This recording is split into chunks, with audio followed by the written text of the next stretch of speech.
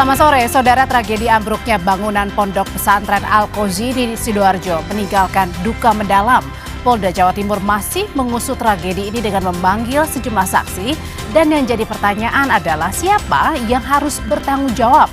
Apakah ada kesalahan pada struktur bangunan atau lemahnya regulasi keselamatan? Hal lain yang juga kami cermati adalah soal pertarungan panas di kualifikasi Piala Dunia 2026 zona Asia yang semakin mendekat. Timnas masih diberi napas untuk menghadapi lawan tangguh Irak. Nah, di balik kekuatan Irak ini adakah celah yang bisa dimanfaatkan oleh skuad Garuda kita? Lalu bagaimana pula peluang Indonesia ke depannya? Dua topik ini dan lebih banyak lagi kami hantarkan untuk Anda hari ini 10 Oktober 2025. Saya Tifal Solesa. Dan saya Audrey Chandra.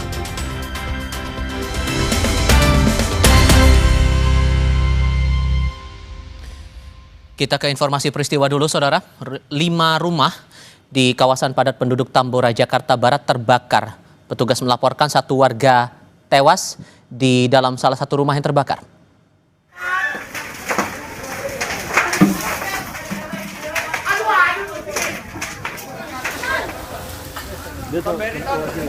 Kebakaran rumah di Jalan Pangeran Tubagus Angke Tambora ini terjadi pada Jumat siang. Petugas sempat kesulitan menuju lokasi karena akses yang sempit. Usai api padam, petugas damkar melakukan penyisiran di sekitar puing rumah di lokasi kebakaran. Petugas turut menemukan 1 korban di reruntuhan rumahnya. Korban atas nama Adi Suryadi, 41 tahun. Jenazah korban kemudian dibawa ke Rumah Sakit Polri Kramat Jati untuk diautopsi.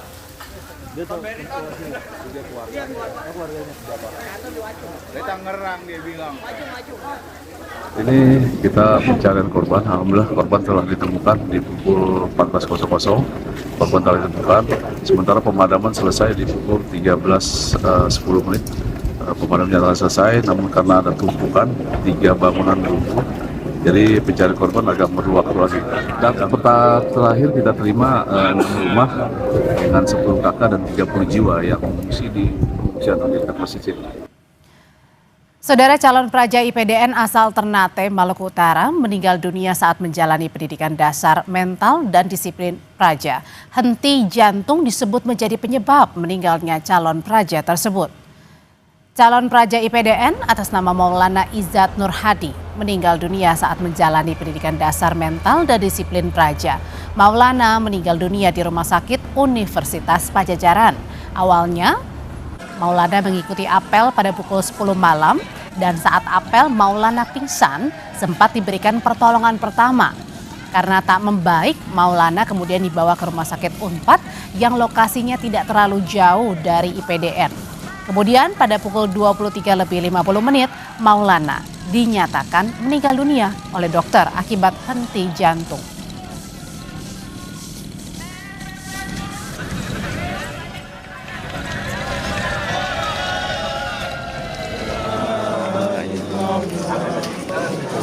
Jenazah Maulana, calon praja IPDN yang meninggal dunia saat mengikuti pendidikan dasar, sudah diantarkan ke kediamannya di Ternate, Maluku Utara.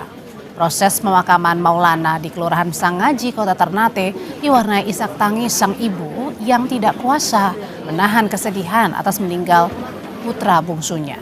IPDN menawarkan visum kepada keluarga Maulana, tapi pihak keluarga menolak dan mengikhlaskan meninggalnya Maulana Izzat Nur Hadi. Pihak IPDN menegaskan tidak ada unsur kekerasan dari meninggalnya capra IPDN tersebut.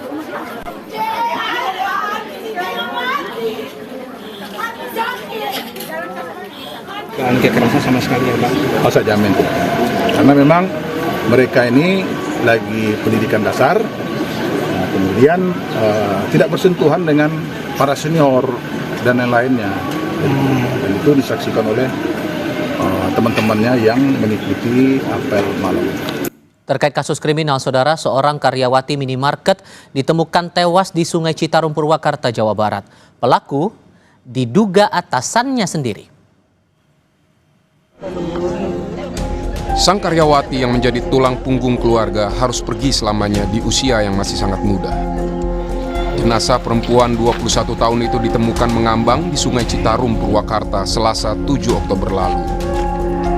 Hasil penyelidikan sementara, korban yang merupakan pegawai minimarket ini dibunuh Herianto, atasannya sendiri. Herianto ditangkap kurang dari 24 jam setelah penemuan jenazah korban. Korban dibunuh di rumah milik Herianto di Kampung Pasir Oa, Cibatu, Purwakarta, Jawa Barat.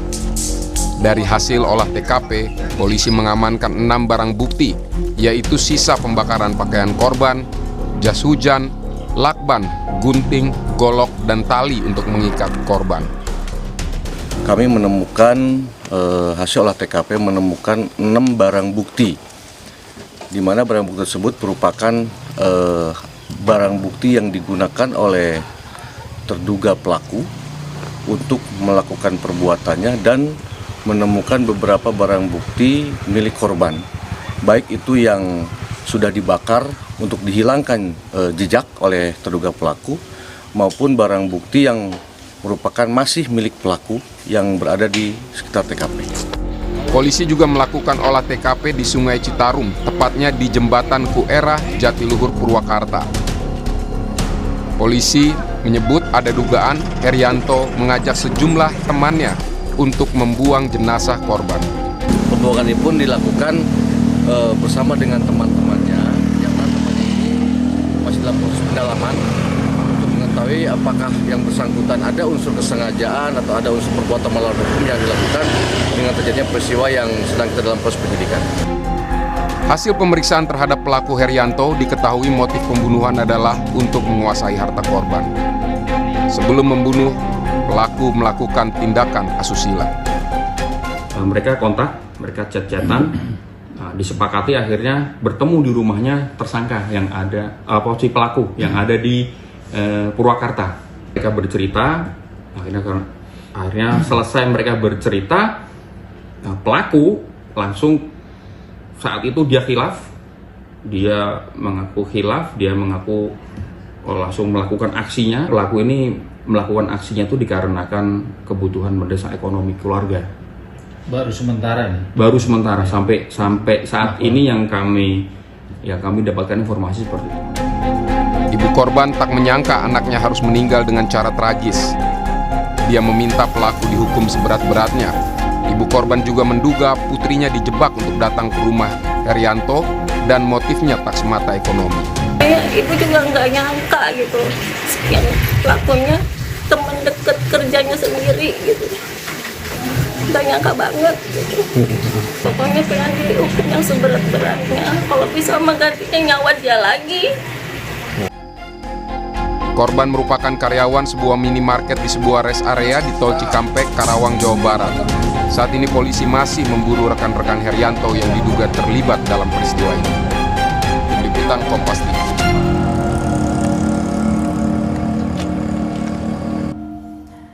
Kesorotan lainnya, 17 kantong jenazah korban runtuhnya Ponpes Al-Qauzini Sidoarjo masih dalam proses identifikasi oleh tim DVI Polda Jawa Timur. Diperkirakan proses identifikasi akan selesai dalam 2 hingga 3 hari ke depan. Identifikasi dilakukan dengan metode pencocokan DNA dan data pos antemortem serta juga postmortem. Sementara hingga saat ini total ada sebanyak 48 jenazah telah teridentifikasi. Setelah diidentifikasi, jenazah korban langsung diserahkan pada pihak keluarga untuk dimakamkan. Berhasil melaksanakan identifikasi terhadap 8 kantong jenazah yang terdiri dari 8 jenazah dan 8 kantong jenazah cocok atau match dengan 8 nomor antemortem. Mengidentifikasi total 48 korban dari 67 kantong jenazah yang diterima. Saat ini proses operasi DVI masih berjalan dengan melakukan pendalaman antemortem dan postmortem. Di sisi lain, saudara, proses hukum kasus ambruknya bangunan di Pondok Pesantren Al-Qauzini saat ini masih dalam penyelidikan Polda Jawa Timur. Jika terbukti ada kelalaian, pihak yang bertanggung jawab akan diproses sesuai hukum karena memicu tragedi yang memakan banyak korban. Nah, dari segi hukum, siapa yang paling bertanggung jawab di sini? Kami akan membahasnya bersama pakar hukum pidana dari Universitas Tarumanegara, Heri Firmansyah. Pak Heri dengan Tifal, Pak, apa kabar? Alhamdulillah baik. Terima kasih sudah bergabung bersama kami. Kalau melihat upaya polisi ini, maka unsur-unsur apa yang wajib dipenuhi Atau bisa dibuktikan oleh polisi kalau kemudian kasus ini merujuk ada potensi pidananya, Pak?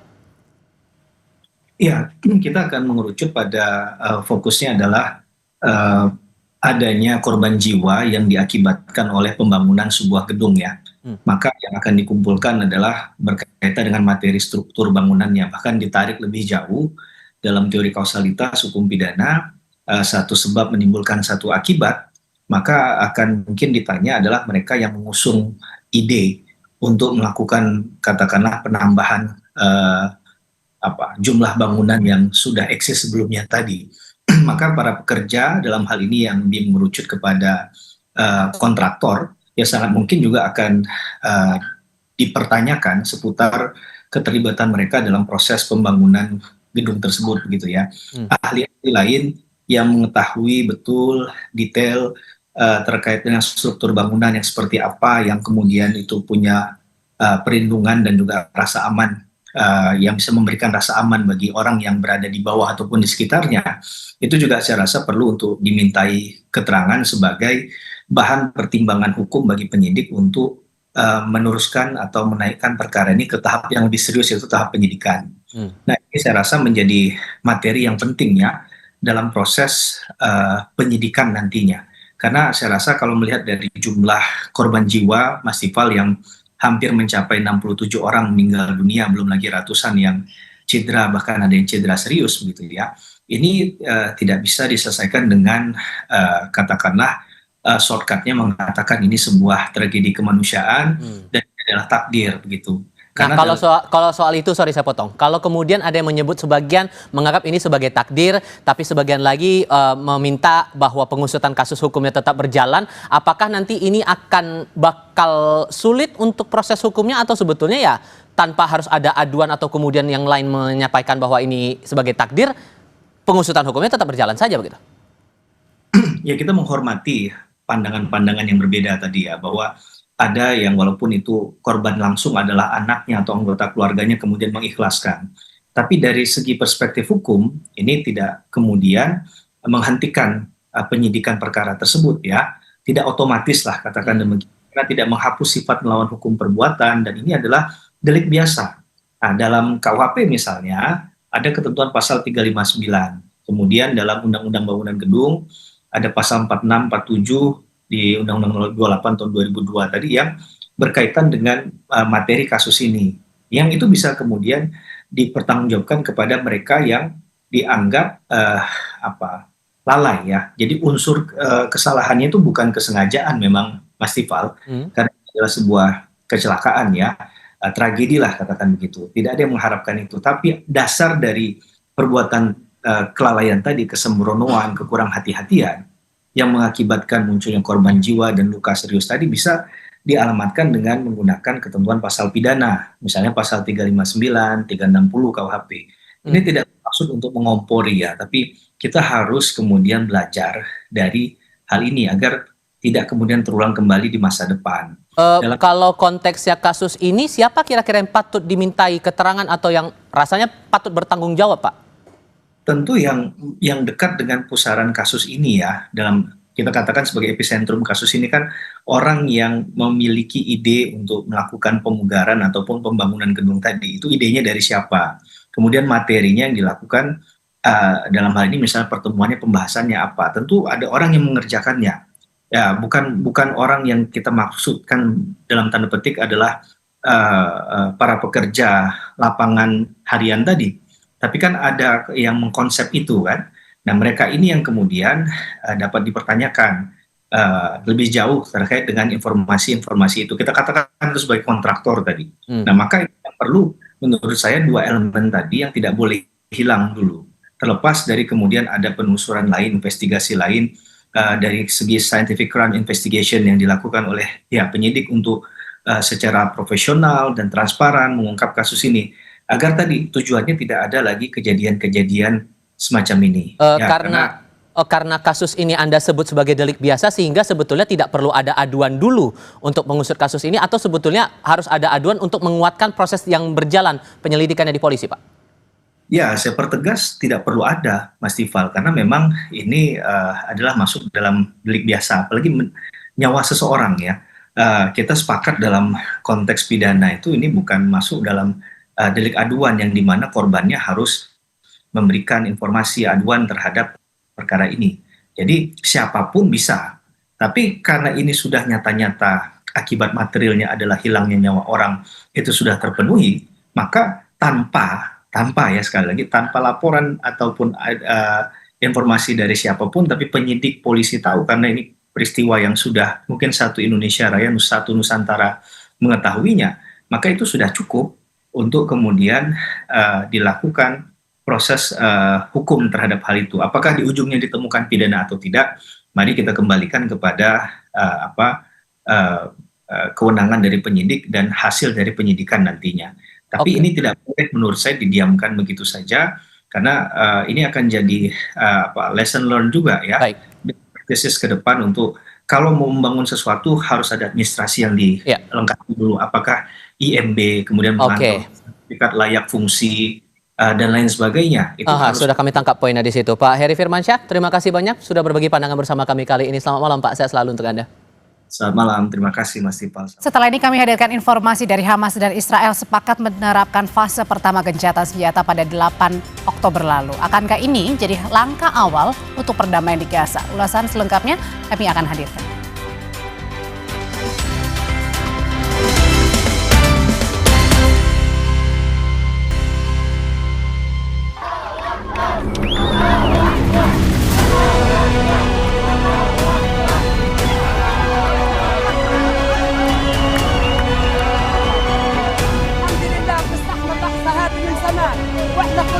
كل يوم بكرة واحنا بنحمد الله وبنشكره والحمد لله نحن على بيوتنا وعلى دورنا والحمد لله رب العالمين.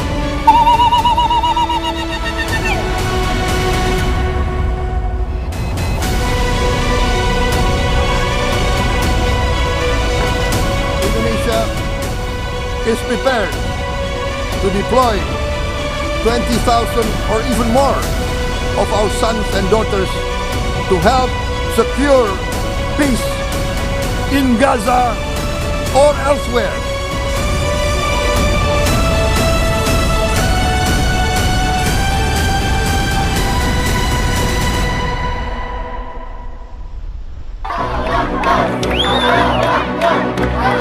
Sorak-sorai dan rasa syukur mewarnai reaksi warga Gaza atas kesepakatan gencatan senjata dan perjanjian damai antara Hamas dan Israel. 2 tahun lamanya warga Palestina menanti momentum ini. Langkah gencatan senjata ini jadi harapan baru bagi para pengungsi yang terusir dari kota Gaza akibat gempuran militer Israel. Alhamdulillah بنستحمل اللحظة هذه من زمان واحنا كل يوم بكرة واحنا بنحمد الله وبنشكره الحمد لله نحن على بيوتنا وعلى دورنا والحمد لله رب العالمين. Sejak Israel menyerang Gaza 7 Oktober 2023, ratusan warga Palestina mengungsi, yang sebagian besar adalah perempuan dan anak-anak. Sejumlah pengungsi diantaranya berasal dari Gaza Utara, yang kini ingin kembali ke kampung halaman mereka setelah gencatan diterapkan. والله بنحمد ربنا انها خلصت الحرب واحنا لسه اهل الحمد لله بخير وان شاء الله بتخلص ايش نسوي ونروح على بلدنا الشمال. أول شيء بدي أعمله أول ما تخلص الحرب نروح على غزة نشوف كيف ضمنا ضايرة زي ما هي ولا لا، نشوف كيف الحياة كيف غزة وكيف صارت ومن هالكلام.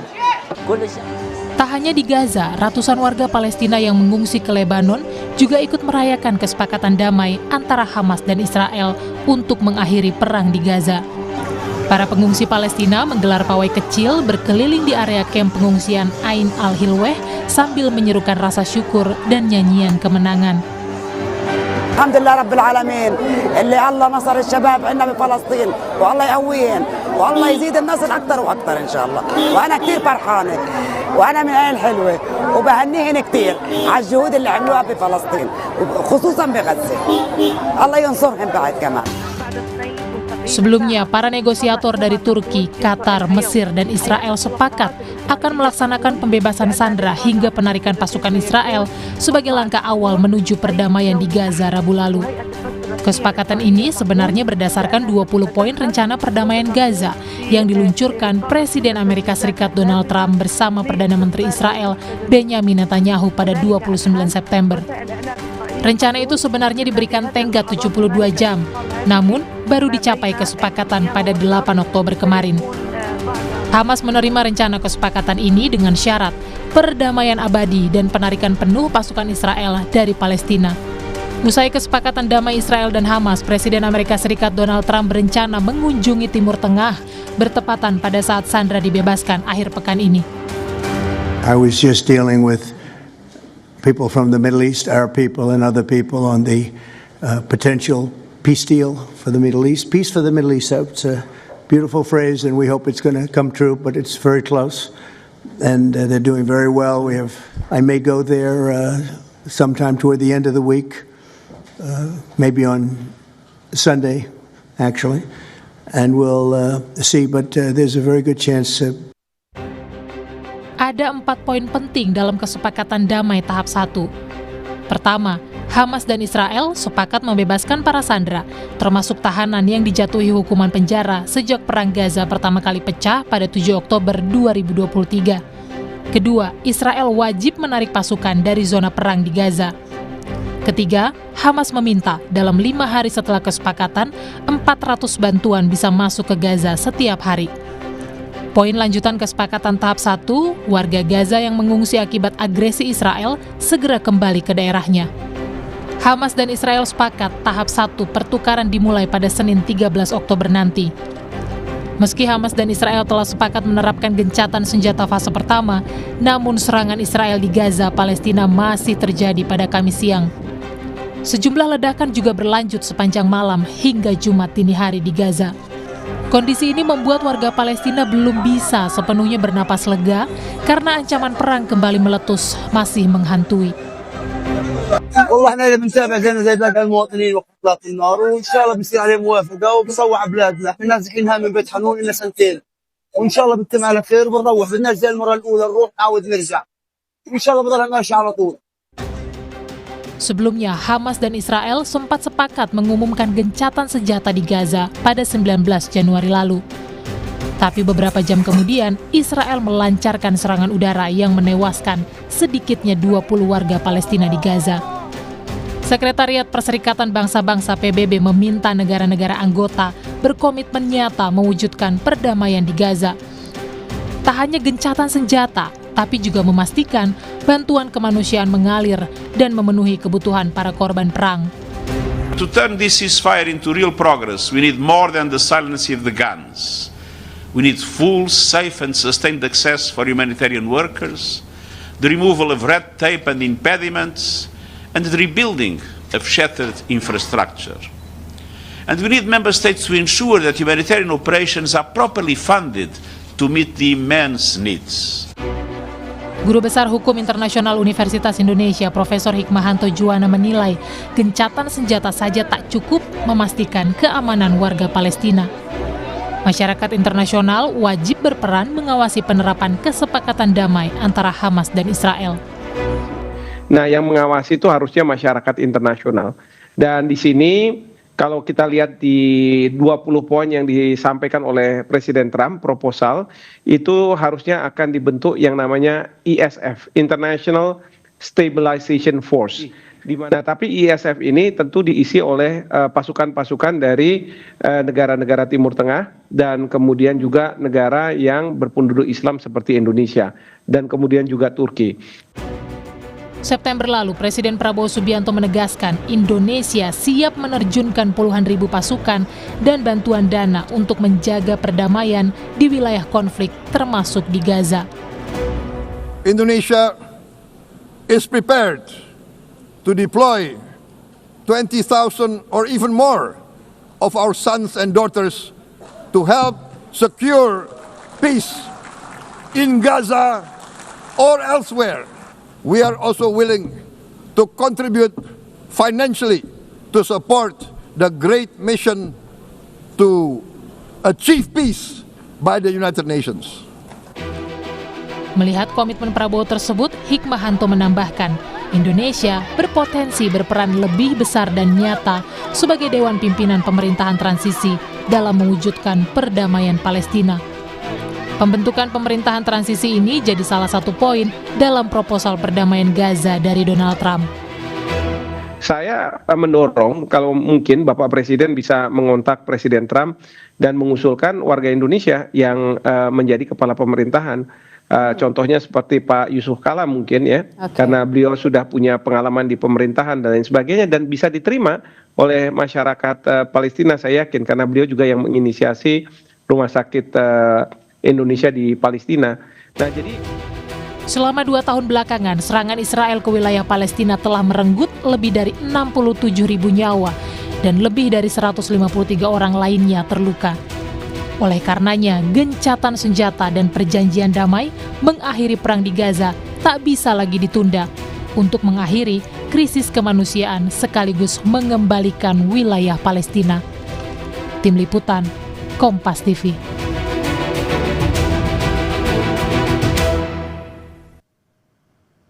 Sesaat lagi dua narasumber kami akan hadir dalam diskusi terkait dengan timnas sepak bola kita yang bakal menghadapi laga hidup mati dalam lanjutan kualifikasi Piala Dunia 2026 zona Asia melawan Irak. Apakah Indonesia akan memutus puasa kemenangan melawan Irak? Tetap bersama kami di Kompas TV.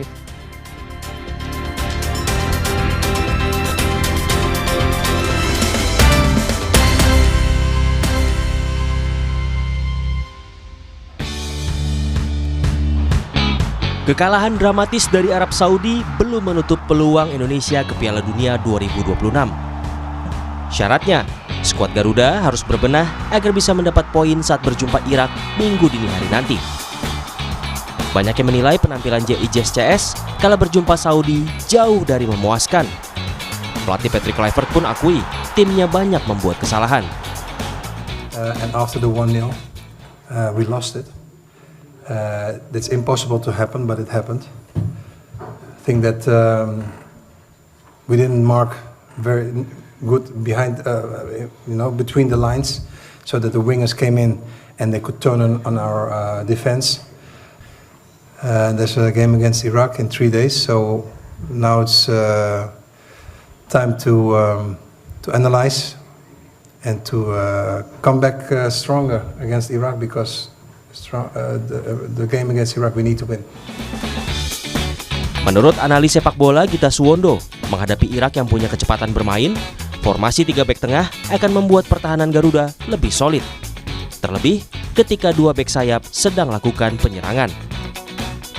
Sandy Walsh di kanan, Kelvin Verdonk atau Dean James tetap di kiri. Kemarin itu Dean James mungkin karena takut diserang terus dari sisi sayap, dia jarang sekali jadi maju ke depan. Dia lebih konsentrasi ke belakang. Itu jadi mengurangi. Kalau kita pakai 3 center back, 2 bek kanan ini akan punya kesempatan untuk mencoba maju, untuk tidak terlalu harus cepat untuk mundur ke belakang. Ini yang saya pikir juga harus dipikirkan oleh Patrick Kluivert kalau dia punya kemampuan berpikir cepat ya. Sementara itu menurut mantan striker timnas Indonesia Perry Sandria, Tom Haye harus dimainkan sejak awal agar serangan timnas lebih tertata. Kita kalau bisa kita coba main bertahan dan kita melakukan counter. Ya, karena ini juga pemain depan Irak ini punya kecepatan, terutama dua sayap ini mereka benar-benar cepat. Dari 2 gelandang ini, Palpesi dengan Tom Haye. Tom Haye ini meskipun tua juga dia harus diturunkan karena ini otak penyerangan ini dari dia semua. Gitu. Karena apa? Di sini ada balance-nya. Pada saat Tom Haye maju ke depan untuk membantu, paling pesis tetap dia akan menjaga keseimbangan dalam bertahan. Meski sangat tipis, peluang timnas lolos langsung ke Piala Dunia masih ada. Syaratnya, timnas harus menang melawan Irak sedikitnya dengan selisih 2 gol. Tak cukup menang dengan Irak, Arab Saudi harus kalah dari Irak dengan selisih 1 gol. Tapi jika Irak menang lebih dari 1 gol dari Saudi, perhitungan selisih gol di akhir klasemen akan semakin menarik. Oleh karena itu, Patrick Kluivert harus benar-benar menentukan formasi serta memilih pemain yang tepat di posisinya. Kabar baiknya, Kelvin Verdonk yang absen lawan Saudi kemungkinan bisa bermain melawan Irak. Begitupun dengan striker Ole Roumanie yang main sebagai pengganti saat melawan Saudi. Kalau Verdong, insya Allah tidak akan jadi masalah karena memang kami mempersiapkan strategi ini, mempersiapkan Verdong untuk lawan Irak. Sementara kalau Ole, karena kemarin tidak main 90 menit sebagai cadangan, tentu kondisinya Ole juga sangat baik, tidak mengalami apa-apa. Semalam juga langsung begitu selesai langsung diterapi. Ini tadi pagi juga terapi lagi. Ya. Saya kira kalau kondisi Ole sama Verdong insya Allah tidak ada masalah. Tak cuma mengamankan posisi di babak 4, kemenangan lawan Irak juga menjaga peluang Indonesia melangkah ke babak 5 kualifikasi Piala Dunia. Laga yang tak kalah menentukan di sini. Nasib timnas Indonesia bakal menghadapi laga hidup mati melawan Irak pada Minggu dini hari nanti waktu Indonesia.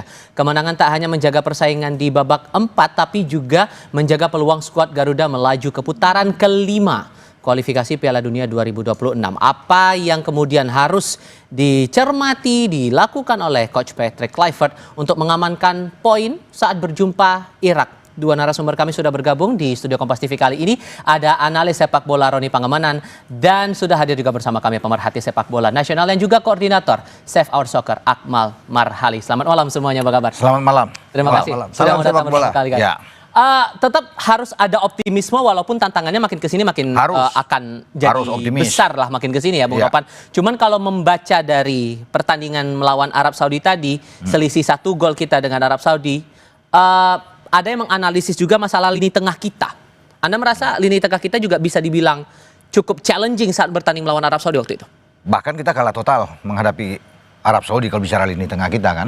Ya, mungkin saya kira penempatan pemain dari Patrick Kluivert ini yang salah di dalam menyusun starting 11 saat menghadapi Arab Saudi. Kita akan berharap bahwa mungkin Tom Haya akan main lebih awal. Ya, itu sudah menjadi pakem dia bersama dengan Joy Pelupesi. Tetapi justru itu tidak akan diubah dengan Mark Klok. Bahkan Mark Klok itu terus bisa bertahan. Ya, saya juga memperkirakan bahwa Nathan Joe itu pasti akan ada, paling tidak di bench lah untuk menjaga keseimbangan. Tapi justru dia tidak ada di situ. Dia menjadi bagian dari 6 pemain yang juga dicoret yang saat itu ya, untuk tidak bisa bermain cuma 23 pemain. Jadi memang kalau bicara lini tengah, khusus untuk menyambut pertandingan melawan Arab, itu akan menjadi concern betul-betul. Karena disitulah saya pikir urat nadi sebuah tim untuk bisa bermain di dalam transisi permainan ke depan dan dalam bertahan. Jadi kita kalau nggak punya gelandang-gelandang yang kuat, sulit. Sekuat apapun lini belakang kita dengan Jaya Isyas, mau Hapner tampil, mau Rizky Ridho, tapi kalau di tengah itu Kropos, berat. Dan itu kelihatan lawan Arab kan. Penguasaan Arab sangat baik dan mereka menguasai semua dengan pressing mereka yang sangat bagus. Jadi lini tengah kita nggak berkutik.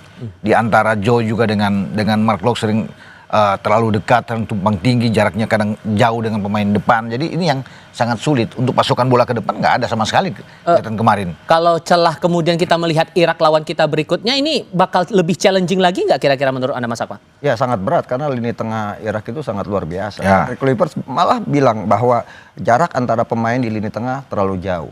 Artinya ini Patrick Kluivert yang ngomong. Tapi saya kritik, Patrick Kluivert ini analis bola atau pelatih gitu kan. Ketika dia tahu jarak antar pemain terlalu jauh di lini tengah, harusnya dia ambil keputusan untuk memperbaiki itu. Ketika kemarin melawan Arab Saudi, artinya yang kemarin udahlah lewat lawan Arab Saudi, artinya ketika nanti melawan Irak, yang terlalu jauh itu harus dibenahi. Butuh gelandang yang bisa memainkan sebagai tukang jagal dan juga bisa memainkan peran sebagai pengatur irama permainan. Nah ini yang harus dilakukan karena bagaimanapun kalau dari sisi fisik dan juga postur bahkan rekor pertemuan, Irak tuh lebih kuat dari Arab Saudi. Di bawah pelatih yang baru saat ini, Graham Arnold, 4 pertandingan dia hanya 1 kali kalah dari Korea Selatan, selebihnya 3 kali menang. Artinya Irak ini tim yang sangat berat untuk Indonesia. Secara performa Anda melihat Irak makin kesini gimana, dan ada saran juga tuh 3 back tengah aja biar tim kita lebih solid. Itu membacanya lebih mengamankan posisi kita atau malah sebaliknya? Begini, dia tampil di Kings Cup itu tidak begitu oke walaupun dia juara ya. 2-1 melawan Hong Kong susah payah, dia menang 1-0 melawan tuan rumah Thailand.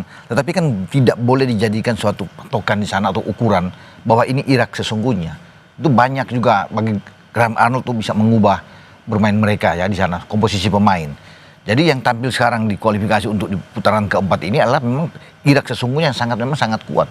Depan tengah itu oke, belakang disiplin sangat baik, dan itu kan terlihat 3 pertemuan kita terakhir itu kan kita sulit menang mereka, ya, kalah 3-1 di Piala Asia, kemudian kalah 5 di Basel sebelumnya, kalah 2 bahkan di GBK, dan itu menggambarkan bahwa ini berat menghadapi Irak. Tapi apapun itu, kita tetap harus optimis dan yakin, karena komposisi pemain ketika kita lawan Irak paling terakhir ketika bermain di GBK itu kan berbeda dengan saat ini, karena di GBK itu bermain dengan 3 back.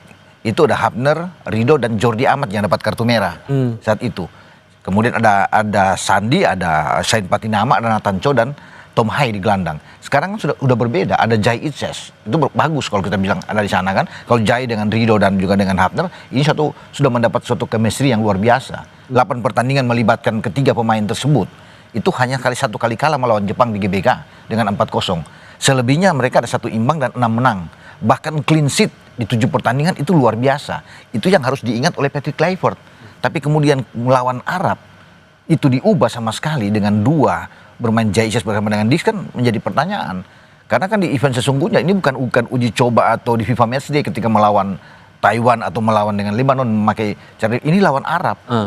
Dengan memakai seperti itu memang agak sudah kelihatan kemarin kan dia mengakui juga di banyak kelemahan dari tim saya dan bla bla bla yang dilakukan. Loh, kalau sudah tahu begitu, kenapa dia tidak memilih bermain dengan 3-4-3? Karena itu yang dilakukan dia, ya, ketika kalah di Sydney, ya, dengan 5-1 itu, dia balik dengan pola yang sama. Ketika melawan Bahrain dan Cina di GBK dan clean sheet 1-0. Sehingga pemain-pemain itu sudah dapat pakem ini udah oke. Kenapa dia tidak melakukan itu pertandingan sepenting ini? Bermain dengan 4 back, dan saya rasa melawan Irak, dia kan mungkin dengan 4 back lagi. Padahal 3 back itu ada satu kekuatan. Oke. Gitu. Dan kalau kabar terakhir menyebutkan Aiman Hussein dari Irak, terkena Irak, ini tidak dikabarkan tidak akan turun dalam pertandingan nanti. Itu bisa meringankan beban pemain kita atau nggak menurut Anda, Mas Akmal? Ya, 1 pemain kan tidak kemudian membuat Irak jadi lemah gitu. Ada 3 posisi pemain yang sangat penting saat ini di Irak. Yang pertama Frank Putros yang main di Persib. Artinya dia kalau bicara karakter sepak bola Indonesia sudah mengenal karena dia main di Persib Bandung. Yang kedua adalah Zidan Iqbal. Dia main bersama Miliano Jonathan di Utrecht. Artinya sudah saling kenal. Yang ketiga yaitu tadi Aiman Hussein yang dikabarkan tidak main. Di 3 pertemuan terakhir selalu mencetak gol ke gawang Indonesia.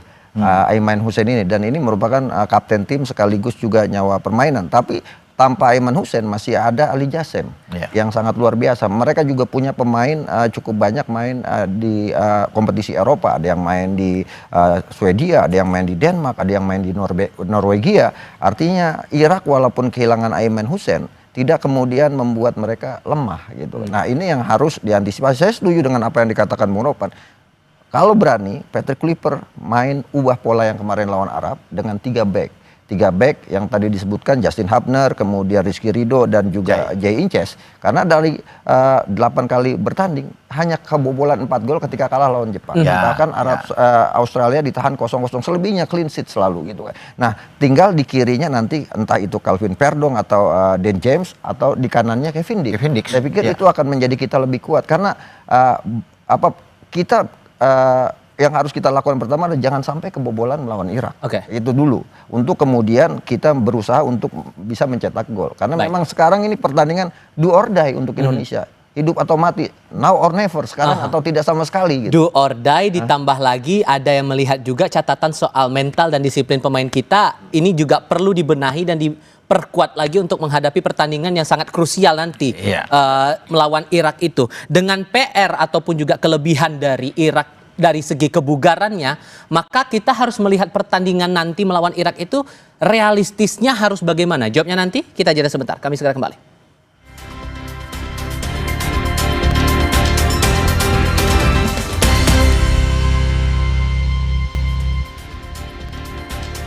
Dalam catatan kita belum pernah ya unggul melawan Irak ini, sehingga dengan tantangan semacam ini dan pertaruhannya cukup besar nih Bung Ropan. Line up kita terbaiknya harus yang kayak gimana nih nanti? Saya pikir Patrick Kluivert kan harus belajar banyak dari bagaimana ya ada semacam kesalahan ya penempatan pemain ketika lawan Arab Saudi, dan kita lupakan itu. Semoga dia cepat belajar dari situ, dia tahu apa yang dia harus dilakukan. Pemain-pemain yang akan bermain melawan Irak nanti, kalau bicara dengan seperti apa starting 11, Saya pikir yang terbaik saya sudah bilang tadi di awal ya bahwa 3 back kita coba. Tapi kan semua tergantung Kluivert ini.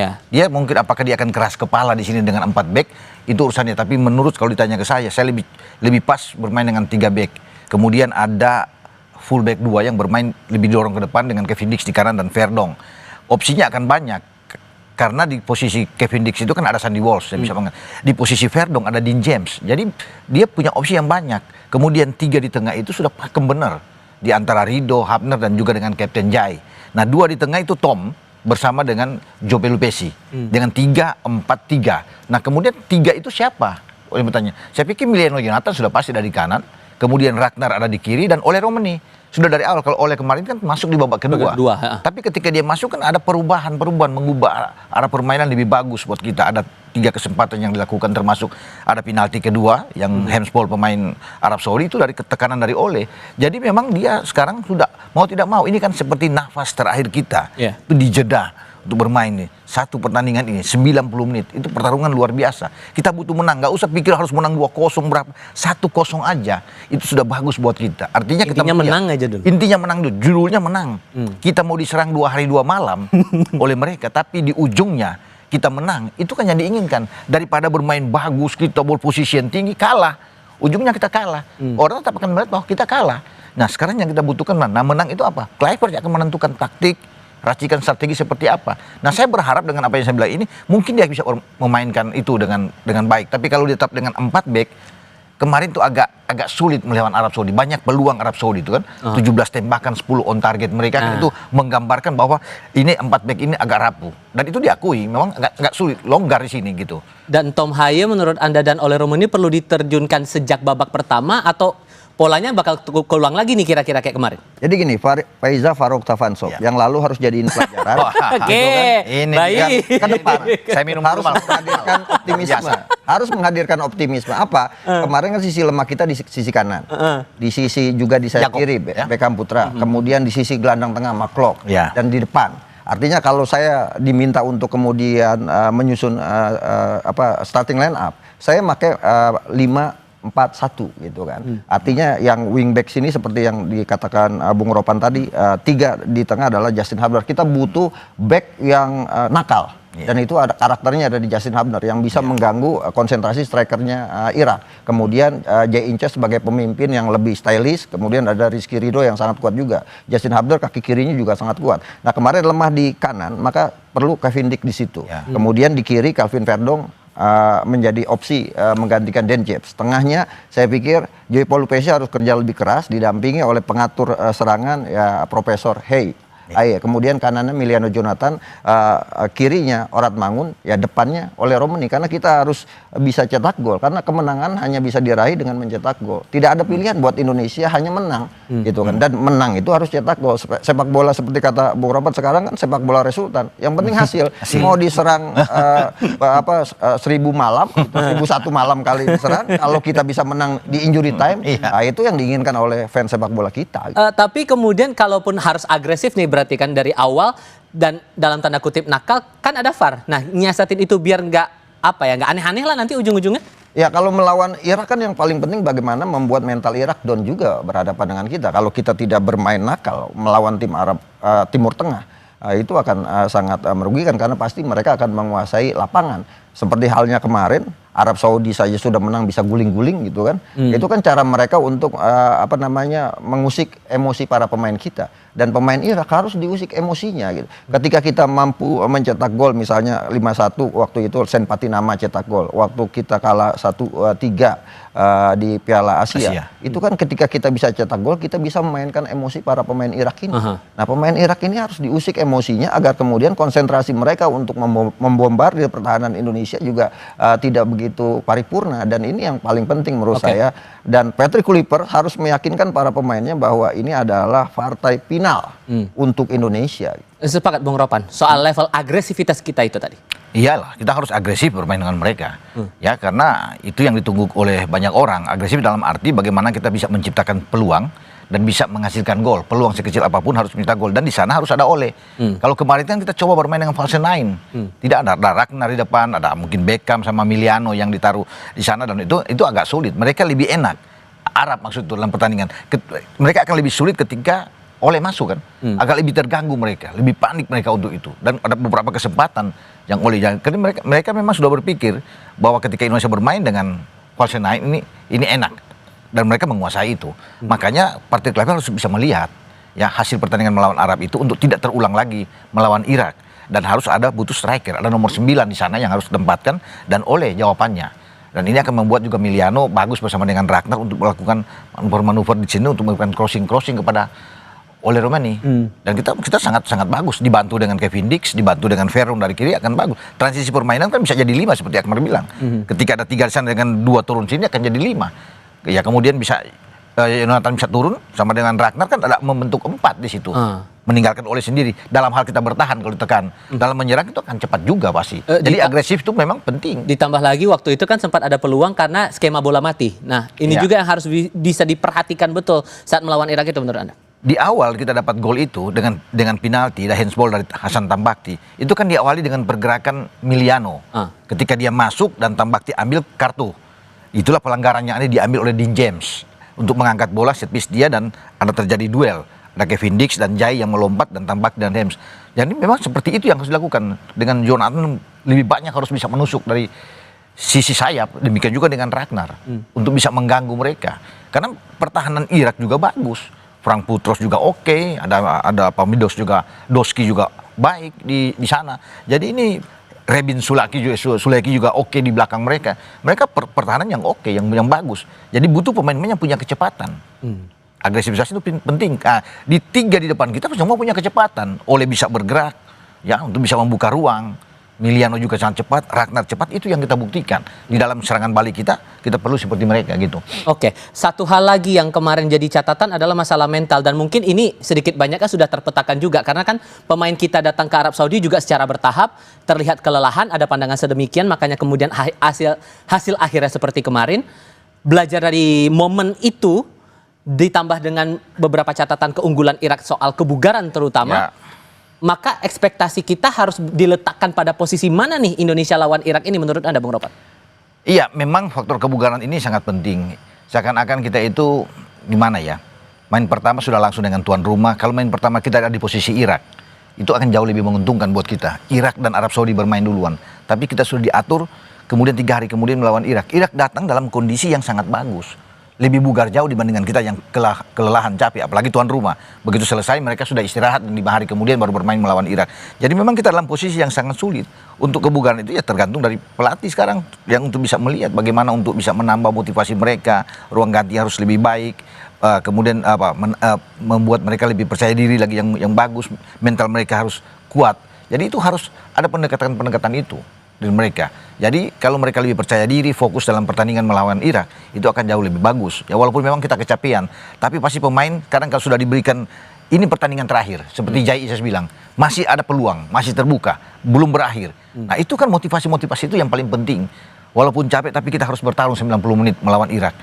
Jadi itu yang perlu untuk membakar semangat pemain-pemain. Lupakan dulu lawan Arab Saudi kemarin yang kita kalah. Tapi sekarang yang ada udah lalu, ya udah aja lah. Udahlah, kita tatap dulu Irak ini. Karena kita butuh menang 1-0, 2-1, kita harus menang.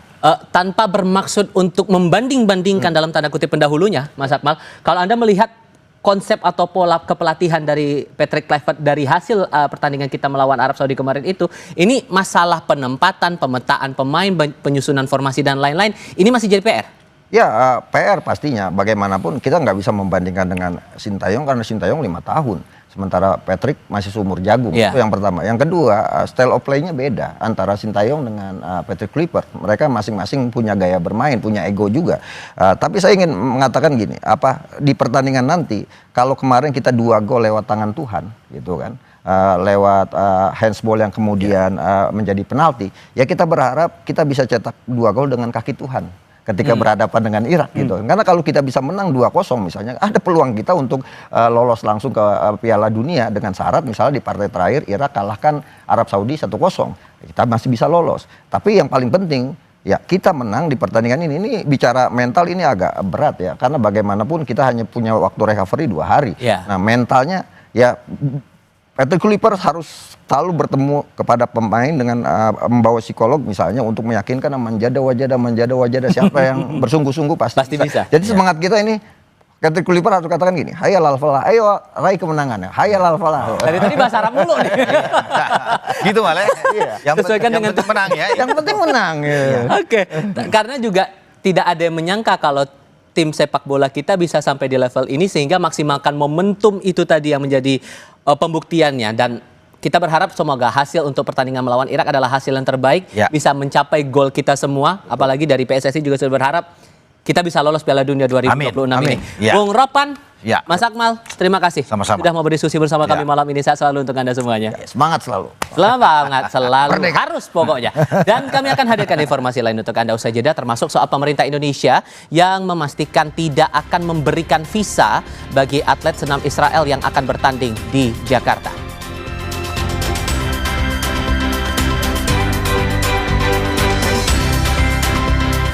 Kami juga mencermati soal pengacara Sylvester Matutina, Lekumanan, yang mengklaim kejaksaan tidak bisa mengeksekusi kliennya karena kasusnya telah kedaluarsa. Tetap bersama kami di Kompas TV.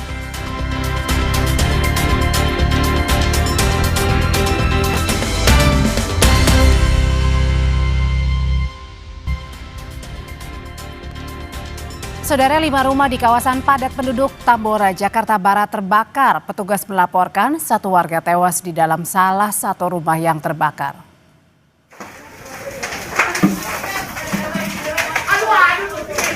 Kebakaran rumah di Jalan Pangeran Tubagus Angke, Tambora terjadi pada Jumat siang. Petugas sempat kesulitan menuju lokasi karena akses yang sempit.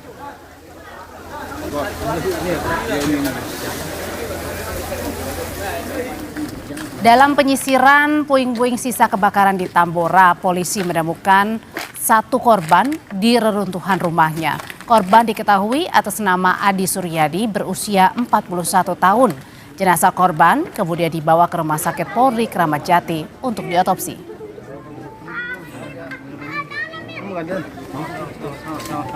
Ini kita pencarian korban, alhamdulillah korban telah ditemukan di pukul 14.00, korban telah ditemukan, sementara pemadaman selesai di pukul 13.10.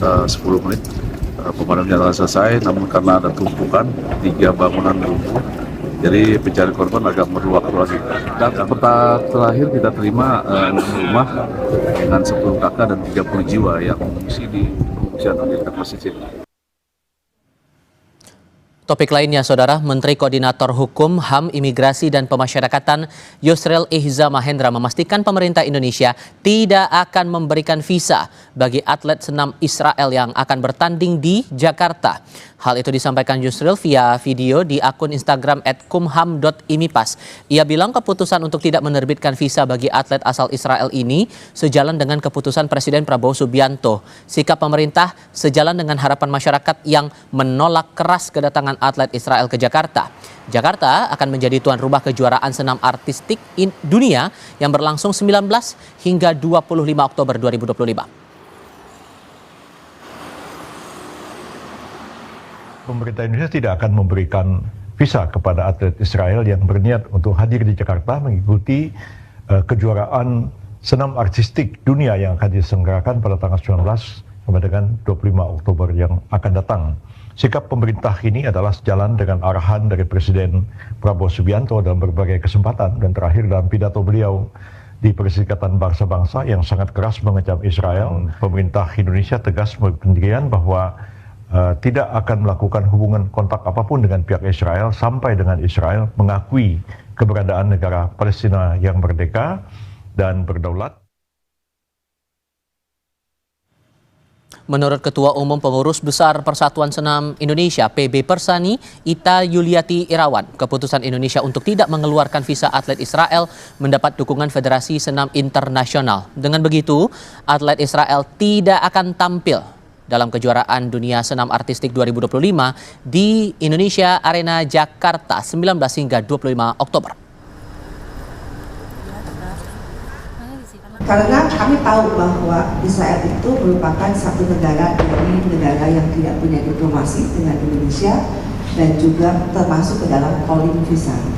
Jadi dengan demikian peraturan dari pemerintah adalah bila ada salah satu negara yang termasuk di dalam calling visa, itu kami sebagai penyelenggara harus bersurat kepada imigrasi bahwa ada dari negara tersebut.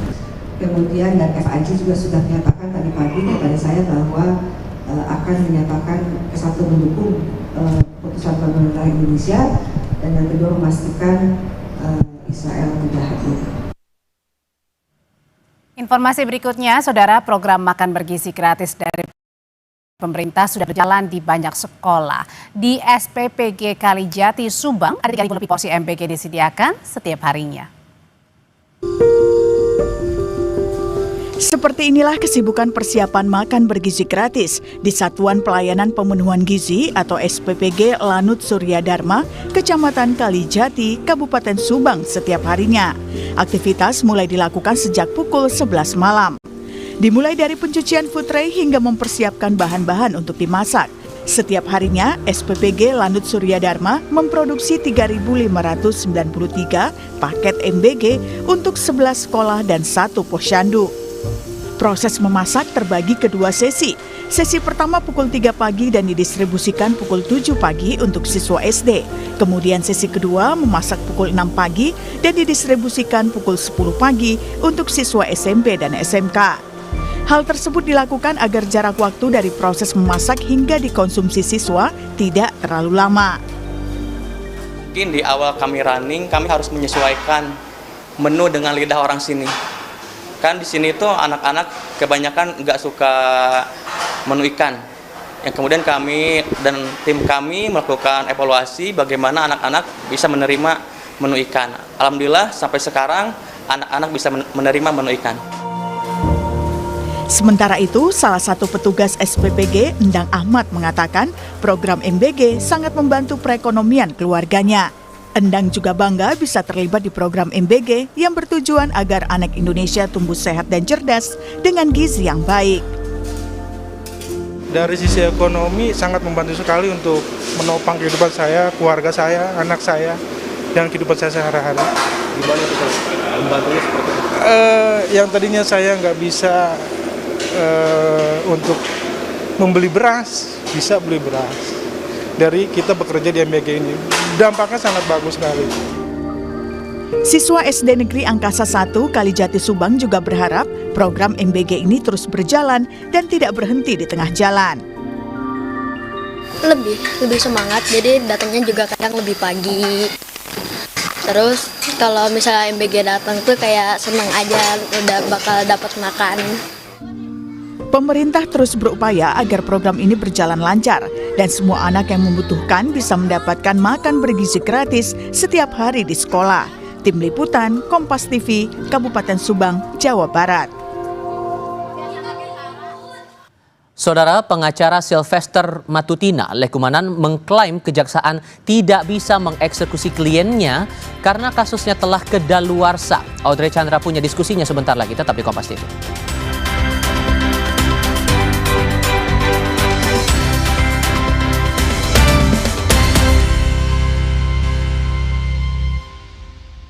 Saudara, pengacara Sylvester Matutina, Lekumanan, menjelaskan Kejaksaan Negeri Jakarta Selatan tidak bisa mengeksekusi kliennya karena kasusnya telah kadaluarsa. Selain itu, kuasa hukum Sylvester berencana akan mengajukan peninjauan kembali atau PK ke Pengadilan Negeri Jakarta Selatan untuk kedua kalinya. Lekumanan menegaskan, meski kasus kliennya telah kadaluarsa, Sylvester Matutina masih ada di Jakarta. Terkait eksekusi Sylvester, Lekumanan sudah mengajukan permohonan penundaan eksekusi ke Kejaksaan Negeri Jakarta Selatan karena akan mengajukan PK. Selain itu, ia klaim perkara Sylvester sudah kadaluarsa sehingga Kejaksaan tak bisa mengeksekusi kembali. Terkait dengan referensi hukum yang bisa saya sampaikan terhadap perkara Sylvester Matutina, bahwa jelas pasal yang menjerat Pak Sylvester telah kadaluarsa, menjalankan putusan terkait dengan undang-undang hukum pidana yaitu pasal 8485 bahwa peristiwa tersebut telah kadaluarsa dan tidak patut untuk dieksekusi lagi. Untuk perkara pidana PK itu boleh dilaksanakan atau diajukan sebanyak 5 kali. Sehingga yang kemarin itu memang adanya sakit yang mengakibatkan tidak bisa hadir, kemudian PK tersebut telah kami cabut. Teman-teman, telah saya cabut kami cabut ya, rekan daripada saya telah mencabut dan sekarang kami menunggu penetapan dari Ketua Pengadilan Negeri Jakarta Selatan. Nah, kami berencana untuk mengajukan lagi PK kedua. Tak juga mengeksekusi Sylvester, Kejaksaan Agung mengaku belum menemui titik terang keberadaan Ketua Umum Solidaritas Merah Putih itu. Kejagung minta tim pengacara Sylvester membantu menghadirkan kliennya untuk diproses hukum. Hingga kini Kejagung belum menetapkan Sylvester masuk dalam daftar pencarian orang. Selama ini kan belum dilaksanakan eksekusi. Ya kalau penasihat hukum itu silakan pendapat, tapi sebagai penegak hukum yang baik, ya sesama kita menegakkan yang baik, tolonglah kalau bisa bantulah dihadirkan, karena kan ada di Jakarta, ya bantulah penegak hukum, bawalah ke kita. Sedang berusaha untuk menghadirkan yang bersangkutan. Ya. Dia masuk DPO nggak sih? Sebelum ini mah kita belum ini dulu. Belum ya? Belum. Cuma kendalanya apa Pak? Sampai belum dieksekusi? Kita tunggu aja deh. Kita mencari juga. Itu langkah-langkah nanti yang jelas Kejaksaan Negeri Jakarta Selatan sudah melakukan langkah-langkah hukum sesuai dengan ketentuan. Sementara penuding ijazah palsu Jokowi Rismon Sianipar mendesak nama Sylvester masuk dalam daftar pencarian orang. Menurutnya tak kunjung dieksekusinya pidana Sylvester mencoreng citra penegakan hukum. Ia menyarankan relawan Joko Widodo itu turut serta mendukung penangkapan Sylvester. Mengenai rencana Sylvester yang akan ajukan PK kedua, pihak Rismon mengatakan hal itu sebagai sikap tidak menghormati hukum.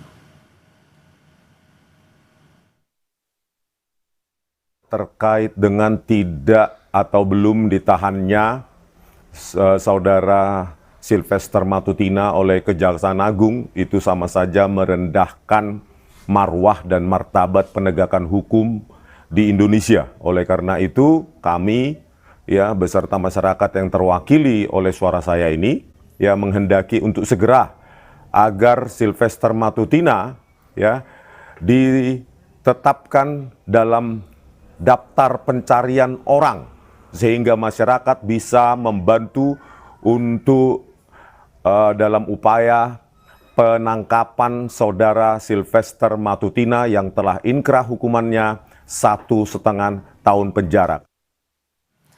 Saudara, meski telah divonis bersalah sejak tahun 2018, eksekusi terhadap Sylvester Matutina atas kasus fitnah terhadap Wakil Presiden ke-10 dan 12 Yusuf Kala tak kunjung dilakukan. Dan kini kasus tersebut diklaim kuasa hukumnya telah kadaluarsa. Kita akan membahasnya bersama dengan narasumber kami, ada Roy Suryo selaku pihak yang terus mendesak Sylvester Matutina untuk segera dieksekusi. Selamat malam, Mas Roy. Ya, selamat malam Mbak Udrin, selamat malam juga Prof. Hipnu, selamat malam juga Mas David dan semua pemirsa Kompas TV. Dan ada juga hadir bersama saya di studio ada David Pajung, Wakil Ketua Umum Bara JP. Selamat malam Bang David. Malam Mbak. Dan ada juga kita melihat dari sisi hukumnya begitu ya, bersama dengan Guru Besar Hukum Pidana ada Profesor Hipnu Nugroho. Prof. Hipnu, selamat malam. Malam Mbak, malam Mas David, malam Mas Roy. Malam Prof, malam Mas Roy. Jadi saya mau minta tanggapan dulu Mas Roy, kata-kata dari pengacara Bang Sylvester yang menyebut kasus Sylvester Matutina ini kliennya sudah kadaluarsa, jadi Kejagung ini tidak bisa mengeksekusi. Jadi apa respon pertama Bang Roy? Pernyataan dari respon pertama saya adalah kuasa hukum Sylvester itu sekolah hukumnya di mana? Ya, gitu. Itu sama saja dengan konyol melakukan perbuatan yang melanggar hukum sama sekali, ya. Nggak ada yang namanya kedaluarsa. Kedaluarsa itu kalau dia tadi menurut pasal 84, 85 itu kan dihitung dari vonisnya. Hitungnya itu dari tuntutannya, dari besar tuntutannya. Kedaluarsanya masih lama, masih 9 tahun gitu loh. Dan ini akan menjadikan presiden yang sangat buruk ya, dan akan ditiru oleh orang-orang nantinya. Jadi kalau ada putusan pengadilan, apalagi ini sudah inkrah sampai dengan ke kasasi ya. Kalau jadi omongan ini artinya tidak beralasan Mas Roy? Kenapa? Omongan dari pengacara Sylvester ini tidak beralasan, maksudnya Mas Roy? Sangat tidak beralasan, dan kemudian saya saja bukan orang hukum bisa melihat dia belajar hukumnya dari mana itu. Konyol itu ya, kampus hukumnya jangan-jangan kampus Sangan Sylvester itu sama itu, kampus Ruko itu ya, yang nggak ada idenya dan jadi tutup gitu. Karena gini loh, jelas betul nanti kita dengarin lah dari Prof. Hipnu. Mana ada orang yang belum dieksekusi, mana ada orang yang belum menjalankan keputusan, tidak patuh pada pengadilan, kemudian tiba-tiba setelah lama melarikan diri dan kasusnya kemudian tidak terbuka, sekarang baru kita buka. Dan kita ingat ya, kita bukanya juga di Kompas TV. Waktu itu sebelum 2 arah berganti menjadi bola liar ya. Itu saya pertama kali buka kasus ini di Kompas TV, dan kemudian dia awalnya kan menolak itu. Bohong benar itu Sylvester bilang kalau nggak ada kasus itu, nggak ada kasus. Akhirnya kan terbongkar sekarang. Kejaksaan mengakui kalau ada kasus dan itu belum dieksekusi, dan ini harus dieksekusi. Jadi kita juga desak ya, sama seperti kata Bang Respon tadi, ini harus tetapkan DPO. Kalau ditetapkan, maka apa yang dilakukan oleh para pengacara itu adalah objection of justice, jadi dia adalah obstruction of justice, dia melanggar hukum, dan dia juga harus masuk juga itu pengacara-pengacara itu gitu. Nah, Mas Roy, kalau gitu saya tanyain ke Prof. Inu. Prof. Inu, sebenarnya arti kadaluarsa ini seperti apa? Dan dalam kasusnya Bang Sylvester sendiri yang sudah divonis 1,5 tahun ini, kalau kadaluarsa berapa? Ya, begini Mbak, daluarsa itu sebagai bentuk di mana negara tidak dapat melaksanakan eksekusi. Maka sebagai bentuk sanksi bagi negara, maka sudah tidak dapat dilakukan suatu eksekusi lagi. Nah, daluarsa itu ada daluarsa penuntutan dan daluarsa eksekusi. Kasusnya Pak Sylvester, daluarsa penuntutan itu lamanya adalah sama dengan daluarsa penuntutan. Daluarsa penuntutan sama dengan daluarsa eksekusi, ditambah sepertiga, 12 tahun. Karena di dalam pasal 84 itu secara rigid ya, terhadap kasus barang cetakan itu 5 tahun, pelanggaran 2 tahun.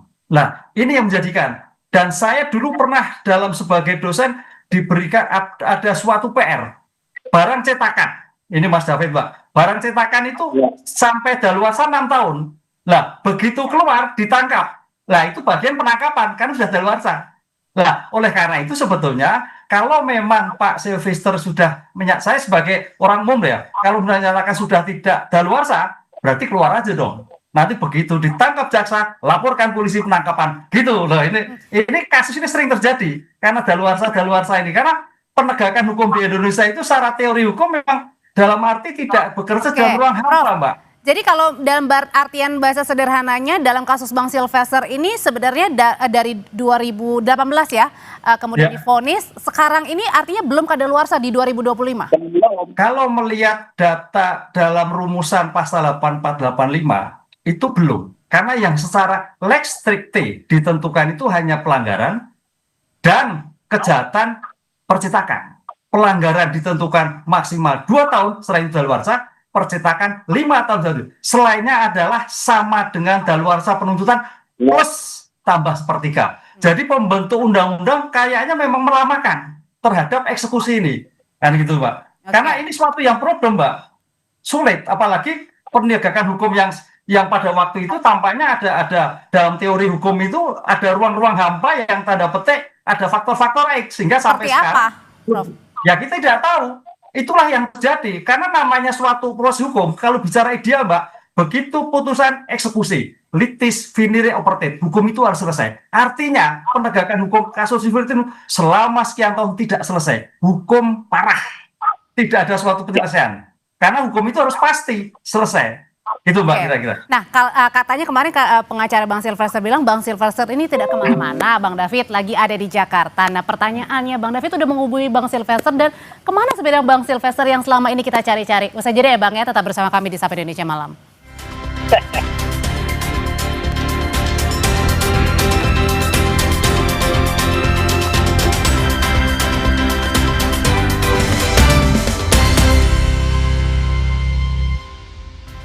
Sebelum Bang David tadi menjawab kemana Bang Sylvester yang ada di Jakarta, kita putar ulang kembali ya Bang ya. Pernyataan dari pengacara Sylvester Matutina, Lekumanan, yang menjelaskan bahwa Kejaksaan Negeri Jakarta Selatan ini tidak bisa mengeksekusi kliennya karena kasusnya telah kadaluarsa. Terkait dengan referensi hukum yang bisa saya sampaikan terhadap perkara Sylvester Matutina, bahwa jelas pasal yang menjerat Pak Sylvester telah kadaluarsa. Oke, menjalankan putusan terkait dengan undang-undang hukum pidana yaitu pasal 8485 bahwa peristiwa tersebut telah kadaluarsa dan tidak patut untuk dieksekusi lagi. Untuk perkara pidana PK itu boleh dilaksanakan atau diajukan sebanyak 5 kali. Sehingga yang kemarin itu memang adanya sakit yang mengakibatkan tidak bisa hadir, kemudian PK tersebut telah kami cabut. Oke, teman-teman, telah saya cabut. Kami cabut ya, rekan daripada saya telah mencabut, dan sekarang kami menunggu penetapan dari Ketua Pengadilan Negeri Jakarta Selatan. Nah, kami berencana untuk mengajukan lagi PK kedua. Jadi Bang David sebenarnya Bang Sylvester ada di Jakarta mana? Apakah Bang David juga sudah menghubungi Bang Sylvester? Ya, saya sih kalau saya pribadi mengacu kepada pengacara resminya ya, Bung Sylvester. Jadi pengacara sudah mengatakan bahwa ada di Jakarta. Ya mungkin itu referensi kita ya. Secara pribadi saya sudah berapa lama nggak ketemu, tapi terakhir 3 bulan kemarin lah, ketika awal-awal kasus itu masih di Jakarta. Saya ketemu juga masih di Jakarta. Tapi 2 bulan terakhir ini ya kita karena kesibukan ya. Tetapi referensi kita kan di pengacara. Pengacara beliau mengatakan, yang bertanggung jawab secara hukum juga mengatakan bahwa Bung Sylvester itu ada di Jakarta, nggak kemana-mana kok. Nah pertanyaannya kan, kenapa belum dieksekusi? Nah tadi dari pengacara sudah ada pegangan hukum ya soal daluarsa kasus pasal 84 KUHP, itu pengacara yang punya argumen hukum. Kemudian kalau saya melihatnya kan pertama gini, kejaksaan itu punya diskresi penuh untuk melakukan eksekusi apa enggak. Karena di situ di kejaksaan juga ada 2 pedoman yang dijadikan dasar untuk mengeksekusi atau enggak sebuah kasus. Pertama, saya catat di sini soal perja ya, Peraturan Kejaksaan nomor 15 tahun 2020 dan Pedoman Jaksa Agung nomor 18 2021. Ini 2 aturan ini memberikan diskresi kepada kejaksaan untuk menginterpretasi dan diskresi pada diri mereka, pada institusi mereka untuk melakukan eksekusi atau tidak. Nah berdasarkan pendekatan-pendekatan itu kita yakin kenapa sampai hari ini masih terjadi ambigu untuk melakukan eksekusi, karena adanya perja dan perja dan pedoman kejaksaan ini. Jadi maksudnya Bang David bilang bahwa ini sebenarnya tinggal tunggu kejaksaan yang mengeksekusi saja. Artinya tidak kadaluarsa, bisa dieksekusi. Ya, satu sisi kan argumen hukum yang dibangun oleh penasihat hukum kan seperti itu, bahwa ini daluarsa. Nah, sisi lain saya melihat kenapa pada sisi institusi kejaksaan kenapa masih menahannya. Di persepsi saya karena 2 aturan ini, Pedoman Jaksa Agung dan perja itu nomor 15 tahun 2020 itu menjadi pegangan mereka. Karena gini, di dalam 2 aturan ini pertimbangan asas hukum itu menjadi pertimbangan stressing point pada kejaksaan. 1, ada 3 asas pertimbangan hukum ya. Pertama, pertimbangan keadilan ya, asas keadilan. Yang kedua, pertimbangan asas di sini keadilan ya. Yang ketiga, asas manfaat. Nah, kasus ini kan sebenarnya kasus kecil ya, kasus pribadi antara Pak JK dengan Sylvester. Ini bukan kasus besar, kasus korupsi, kasus luar biasa, kasus kecil antara 2 pribadi. Nah perlu juga dicermati sebenarnya ini kan tuntutan 310, 311 di KUHP itu sebenarnya itu delik aduan murni. Yang seharusnya ketika kasus ini muncul itu harus dilaporkan oleh Pak JK sendiri. Artinya dengan kasus kecil ini harusnya bisa dieksekusi, artinya adalah bisa dilanjutkan. Ya sebenarnya asas manfaat itu yang menjadi pertimbangan kejaksaan belum mengeksekusi karena tidak memberi manfaat besar ketika ini ditahan ataupun dieksekusi. Nggak ada manfaatnya ya, nggak ada dampaknya katanya Mas Roy kepada masyarakat karena kasus pribadi 2 orang ya. Itu pertimbangan. Dan kata Bang Sylvester katanya juga sudah damai begitu. Dan sudah damai, itu penting menjadi catatan ya. Mas Roy, katanya kasus kecil nggak perlu dibesar-besarin. Ya benar. Kasus kecil atau besar, yang jelas perkara ini sudah inkrah sampai ke level kasasi. Artinya Sylvester waktu itu sudah diputus ke pengadilan negeri, naik ke pengadilan tinggi, kemudian naik ke Mahkamah Agung dan sudah inkrah. Artinya inkrah ini sudah berkekuatan hukum tetap. Itu sudah putusan pengadilan. Nggak ada lagi yang namanya damai-damai itu gitu loh. Kalau orang yang ngerti hukum, saya aja nggak sekolah di hukum aja ngerti hukum. Ya itu nggak usah lagi membantah. Artinya sudah harus dieksekusi. Saya berpegang pada jawaban dari Kapuspen Hukum, Pak Anang tadi. Kecuali Pak Anang mengatakan maaf karena kasus yang sudah daluarsa, kami menyerah sudah nggak bisa pegang. Enggak, itu baru yang namanya daluarsa. Ini kan insinuasi dari para penasihat hukumnya aja nih, dari Lecumanan itu yang nggak tahu hukumnya dari mana itu ya. Jelas betul Pak Anang itu masih menyatakan kita tunggu Sylvester untuk datang dan mungkin dia tidak memiliki orang untuk bisa menangkap. Itu aja. Ini tapi sebenarnya ada. Ini harus dilakukan eksekusi karena kejaksaan, baik juga Kejaksaan Agung dan juga Kejaksaan Negeri, tidak mengakui daluarsa. Itu aja. Oke, kalau tidak mengakui kadaluarsa, menurut Mas Roy sendiri, kenapa akhirnya pihak kejaksaan ini harus menunggu saja begitu yang dikatakan bahwa oke, kalau pengacara sudah tahu Bang Silvester di mana, ayo bawa aja. Kenapa harus seperti itu? Iya, karena memang mungkin perangkat dia untuk melakukan penangkapan itu tidak canggih kepolisian. Makanya kami sarankan tadi, sesuai dengan tetapkan DPO, ya daftar pencarian orang, maka kepolisian akan bisa membantu, polisi bisa membantu kejaksaan untuk melakukan penangkapan terhadap atau masyarakat ya. Tapi jelas tadi ada waktu itu di Kompas juga dikatakan salah satu orang yang lain bukan Mas David yang mengatakan, oh Bang Silvester masih melakukan kunjungan kemana-mana, bohong. Kalau masih melakukan kunjungan kemana-mana jelas masyarakat nangkep. Satu hal soal rekonsiliasi ya, perdamaian itu penting itu di situ harus dicatat. Menangkap buronan ini ya, jadi menangkap terpidana dan tidak harusnya dieksekusi. Karena ini akan menjadi contoh tidak bagus untuk masyarakat. Nanti masyarakat akan beramai-ramai menolak. Kalau dieksekusi ditutup sekian ngeri dia kayak Silvester. Jadi ini contoh buruk ya bagi Republik ini, contoh buruk bagi negara ini. Kalau gitu Prof. Ibnu, sebenarnya apakah memang bisa mengkategorikan hukum atau kasus begitu ya, yang kecil dan yang besar akhirnya perlu dieksekusi dan tidak begitu? Dan kalau sudah damai ya sudah gitu, nggak usah lagi perlu dibesar-besarkan lagi eksekusinya. Gimana cara bisa mengartikan ini, menganalogikan ini, Prof? Ini Mbak, ini suatu proses hukum itu ada adjudikasi, post adjudikasi. Kalau itu asas damai dicabut itu masih diperadjudikasi. Jadi Pak Wakil Presiden waktu itu mencabut dan gitu selesai. Ini enggak, ini ada suatu proses hukum. Karena sudah proses hukum berarti tinggal menjalani hukum kan gitu loh. Lah menjalani hukum sebagai patokan negara ada suatu kepastian bahwa hukum itu kalau belum dijalani belum selesai. Lah belum selesai apa? Karena sampai sekarang belum ketemu. Lah konteks hukum sampai belum ketemu ada daluarsa. Tenggang daluarsa itu yang memberikan kesempatan kepada negara untuk mencari. Oleh karena itu kalau sampai besok 12 tahun plus sepertiga Kejaksaan Agung tidak bisa menangkap, baru daluarsa. Itu Pak. Ini. Saya jawab, Pak. Jadi daluarsa itu sebagai bentuk, ini normatifnya jelas kok. Pasal 84 itu jelas. Saya ulangi lagi. 1. Kejahatan pelanggaran daluarsa 2 tahun. Kejahatan barang cetakan 5 tahun.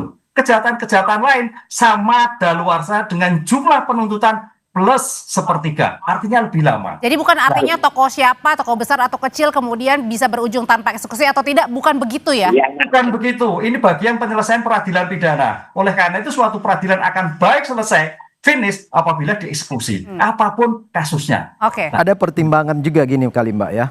Jadi Prof, mungkin salah satu yang menjadi salah satu, karena kita berasumsi semua ini. Jadi salah satu pertimbangan kenapa kejaksaan juga belum mengeksekusi tadi itu soal adanya pertemuan ya, perdamaian antara Silvester dengan JK. Nah, perdamaian itu bagian dari restoratif justice ya.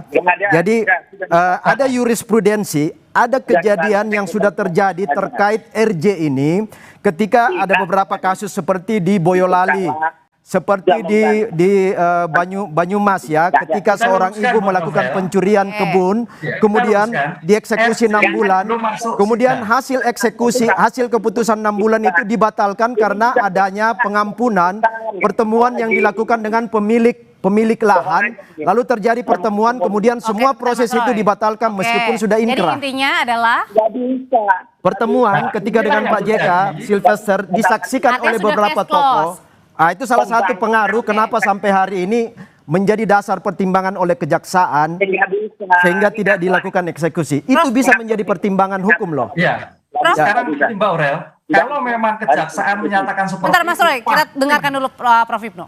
Ya, kalau memang kejaksaan itu selesai, Kapusper menyatakan bahwa itu sudah clear selesai. Kan sampai sekarang Kapusper tetap mencari. Nah itu kan enggak sih apa sampaikan Pak David, karena dalam konteks hukum memang belum selesai ini Pak. Tapi ketika tadi Kejaksaan Agung melalui Kapuspen bilang ya kalau misalnya sudah ada di Jakarta tolong pengacaranya bawa saja begitu, artinya apa? Ya, diartikan, dihadirkan. Kalau sudah dihadirkan apakah dieksekusi atau tidak, itu ada pernyataan. Kenapa tidak? Artinya apakah sebenarnya Kejaksaan juga bisa menjemput begitu, menjemput bola? Sangat bisa. Saya kira sekarang Kejaksaan lagi menjemput. Posisi ada di mana? mungkin tingkatannya tadi Bang Roy betul. Kalau memang tidak bisa ya DPO kan gitu loh. Tapi tampaknya sekarang kalau kita melihat Kapuspen tadi masih mencari di mana, ngumpet di mana gitu Mbak. Ini yang saya kira perlu dicari seperti itu. Karena ini sudah proses hukum ya. RJ itu sudah di depan. RJ itu masih di peradjudikasi, di pos adjudikasi. Jadi sudah selesai. Ada jurisprudensi, Prof. Sudah selesai. Isim, Prof. Gitu loh. Ada jurisprudensi soal RJ ini beberapa kasus tadi. Kasus di Boyolali, di Banyumas, di Banten, ya di Lampung, soal beberapa kes-kes pencurian, kes kejahatan, baik yang di tingkat orang dewasa maupun anak-anak itu sudah inkrah. Tetapi semua keputusan itu menjadi hilang, menjadi nihil ketika terjadi perdamaian. Karena asas manfaat, asas keadilan di situ. Asas keadilan hukum, asas manfaat hukum menjadi pertimbangan utama sehingga inkrahnya satu keputusan itu menjadi diabaikan. Karena manfaatnya yang pihak dirugikan pun juga sudah damai. pihak dirugikan menerima. Nah, ini juga kasus ini sudah terjadi pertemuan dengan Pak JK. Karena dilihat oleh masyarakat bahwa penyelesaian RJ damai itu dalam litigasi persidangan waktu itu sebelum diputus. Jadi arti tidak bisa ya Prof ya, tetap jalan ya. Sudah inkrah, Prof. Diputus bisa. Beberapa kes sudah inkrah. Oke, kita dengarkan Mas Roy. Jurisprudensi beberapa kes sudah inkrah. Jadi jurisprudensi itu sudah dijadikan landasan ya konvensi untuk menjadi rujukan RJ. Bentar Bang David, kita dengarkan Bang Mas Roy. Ya, semua mendengar penjelasan Presiden Nugraha tadi selalu loud and clear. Jelas banget. Restorasi justice itu dilakukan pada proses sebelum inkrah. Ketika itu sudah inkrah, ya wajib dilakukan. Makanya kita mendesak agar kejaksaan melakukan yang namanya DPO. Karena apa? Karena mungkin perangkat kejaksaan tidak seperti kepolisian yang punya cabang-cabang sampai ke tingkat Polres, Polsek untuk menangkap. Apalagi kalau Silvester nanti mengajukan lagi yang namanya PK. Mengajukan PK itu datang sendiri ya tangkap. Gitu loh. Tapi makanya kan kemarin PK-nya juga ditolak karena pakai surat dokter, gugur Mas Roy. Nama penyakitnya juga nggak jelas. Ini jelas ini adalah pembangkangan hukum. Contoh sangat tidak bagus ya.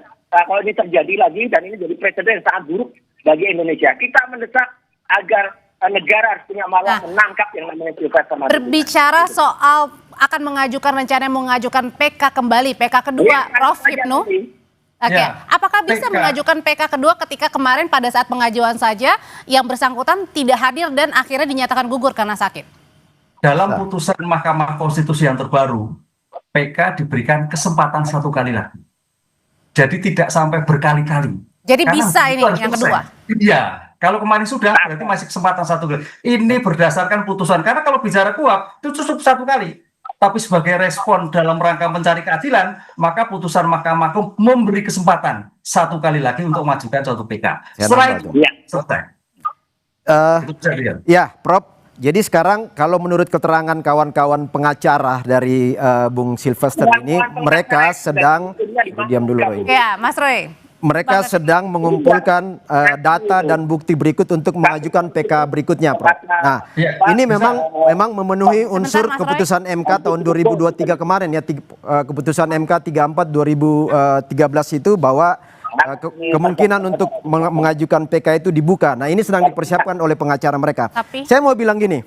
Ini kan bicara, ini saya heran Mas Roy, Rismon apa yang paling ngotot dalam kasus ini. Padahal ini bukan orang yang berperkara, bukan orang yang bersengketa. Sementara JK sendiri dengan Silvester sudah bertemu, sudah baik-baik aja. Justru orang-orang luar seperti Mas Roy ini yang ngotot untuk itu. Nah, saya mau bilang gini, hukum ini bukan soal benar salah. Hukum itu adalah soal dibenarkan dan disalahkan. Jadi kenapa terjadi beda persepsi terhadap penangkapan ini? Karena ini soal interpretasi yang berbeda.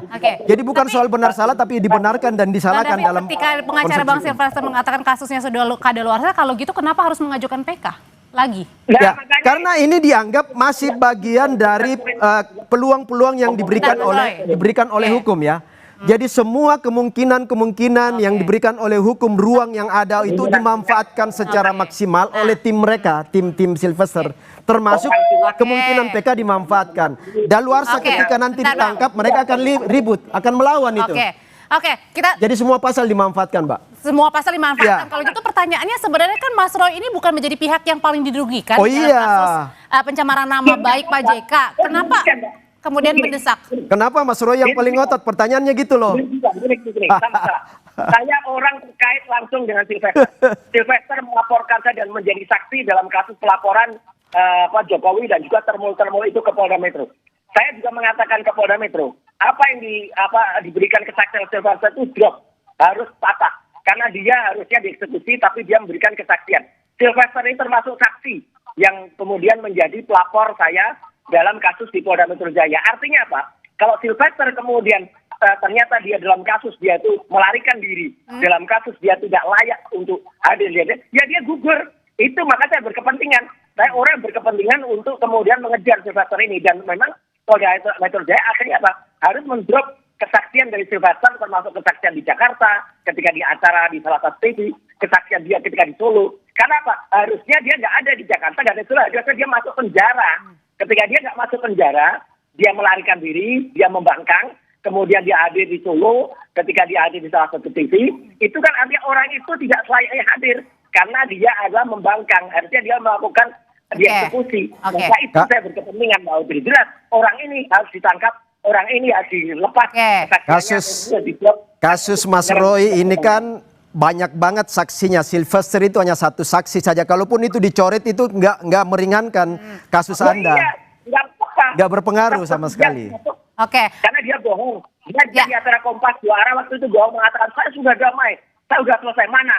Prof. Hamid Awaludin kemudian bicara Pak JK mengatakan tidak ada perdamaian itu. Clear. Oke, Prof, kalau gitu pertanyaan terakhirnya adalah pada saat ini, sekarang ini kan memang sudah dijatuhi ada 1,5 tahun hukuman bagi Bang Sylvester Matutina begitu. Nah, pertanyaannya arti eksekusi apakah memang artinya adalah di penjara begitu? Karena kan di bawah 5 tahun sebenarnya ada yang pilihan untuk pidana lain, artinya bisa saja wajib lapor ya, Prof ya? Ya, sudah tidak. Makanya ini salah satu cara mungkin Bang David, Pak Sylvester datang, lah kan selesai datang, kemudian nanti apa tindakan Kejagung? Apakah nanti tidak dilakukan suatu penahanan, apakah dilepaskan atau seperti apa? Ini mediasi. Kan belum ketemu Pak Sylvester mau diapakan. Jadi tampaknya Kejaksaan Agung juga masih gaming, mau diapakan nih, mau dieksekusi atau dieksekusi atau tidak. Tuh, kalau ke Pak David tadi tujuan dan supaya nggak punya tujuan nih, nggak punya maksud nih, nggak punya kepentingan apa-apa lah, itu kan nanti. Makanya di sini tampaknya memang belum ketemu. Nah, ketemu yang penting ketemu dulu gitu, datang dulu gitu maksudnya. Iya, ketemu. Ini apa yang terjadi? Kalau nggak ini kan satu ke utara, ke selatan, satu ke barat, satu ke timur. Gimana kalau informasi dari teman-teman pengacara ya, yang saya dapat info kan mereka sudah tim pengacara juga sudah bertemu dengan kejaksaan ya, sudah bertemu juga dengan pengadilan negeri dan kejaksaan. Nah, dari pertemuan apa Bang Sylvesternya? Pengacaranya apa Bang Sylvesternya? Enggak, pengacaranya. Leukemanan itu. Leukemanan itu bersama tim pengacara sudah bertemu dengan kejaksaan dan pengadilan. Nah, mereka juga menyampaikan bahwa ini nggak bisa dieksekusi karena daluarsa. Itu versi pengacara ya, versi pengacara. Itu informasi yang saya terima. Dan saya pikir diliput media juga. Oke, singkat aja Mas Roy kalau gitu, singkat aja. Iya, artinya pengacara yang ngaco, nggak jelas asal usul hukumnya dari mana ini. Artinya ini dia melakukan obstruction of justice. Dia harus ditangkap malah kalau dia merintangi apa yang terjadi, harusnya Sylvester dieksekusi. Tapi pengacara dari Universitas Ruko ini ya, universitas yang tertutup ini kata Prof. Mahfud tadi, itu tertutup, bukan terbuka. Karena tertutup itu kampusnya sudah ditutup. Sylvester itu ya, dari UI itu ya, harus kemudian ikut dieksekusi. Artinya Indonesia jangan dibikin rusak oleh pikiran-pikiran termul kayak gini ya. Ini sudah jelas. Oke, sudah kita tangkap Mas Roy. Ya, jadi Mas Roy nggak usah terlalu ngotot karena bukan Anda yang ngatur Republik ini, bukan Mas Roy yang ngatur hukum. Diskresi ada di kejaksaan dan pengadilan. Jadi nggak berlaku apa yang Mas Roy ngomong itu, nggak berlaku sama sekali. Terima kasih Mas Roy, terima kasih Prof. Hipnus, terima kasih, selamat malam. Makasih Prof, makasih Mas Roy. Sabar-sabar aja Mas Roy ya. Usai jeda tetap bersama kami, saudara, kami akan hadirkan informasi diduga karena pengemudi tak sabar ingin lewat perlintasan kereta taksi listrik justru ringsek karena menabrak komuter lain di Cengkareng.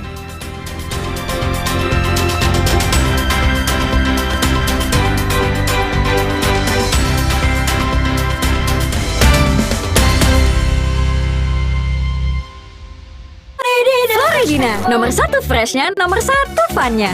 Bulir jeruknya asli, lebih banyak. Coco Beats-nya cuy-cuy, dapat segernya, dapat funnya. Floridina, nomor 1 fun, asli jeruknya, asli bulirnya. Buruan di check out sekarang ya guys. Ultraflu flu dan batuk membantu meredakan gejala flu disertai batuk. Udah sholat semua. Flu dan batuk reda, lega rasanya. Mantu Aijor masak. Cobain masakan mantuku. Endes. Kan pakai kecap sedap, inspirasi ibuku. Gurih kentalnya, aromanya Sedap. Pas di lidah. manisnya inspirasi ibu, senyumkan mertua dari Wingswood. Tabloid bola dulunya tepatnya pada Maret 1984 hadir pertama kali sisipan dari Harian Kompas, dan kemudian pada kurang lebih sekitar 4 tahun berikutnya, April 1988, bola terbit sendiri menjadi tabloid mingguan yang kita kenal selama ini. Edisi khusus Bola by Kompas ini akan berisi 40 halaman.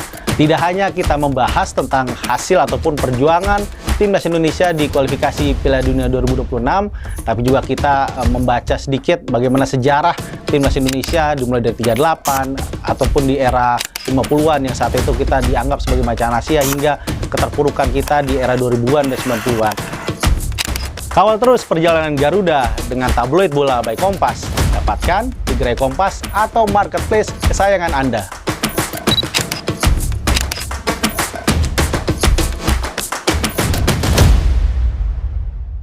Oma Opa, ini rahasia Eke Baraviri tanpa worry. Beli popok celana dewasa 3-in-1 baru. Pakai dari pagi, Eke nggak rempong nahan pipis. Pakai lagi sebelum bobo, nyenyak sampai pagi. Ada disposable teh, tinggal gulung buang. Lengkapi referensi Anda dengan update berita terpilih. Halo selamat malam saudara, Anda menyaksikan Kompas Malam. Serta perkembangan peristiwa penting di tanah air dan mancanegara. Tenda penjual makanan dan panggung porak-poranda diterjang angin kencang. Ikuti Kompas Malam setiap hari pada jam-jam berikut, live di Kompas TV. Yang didukung oleh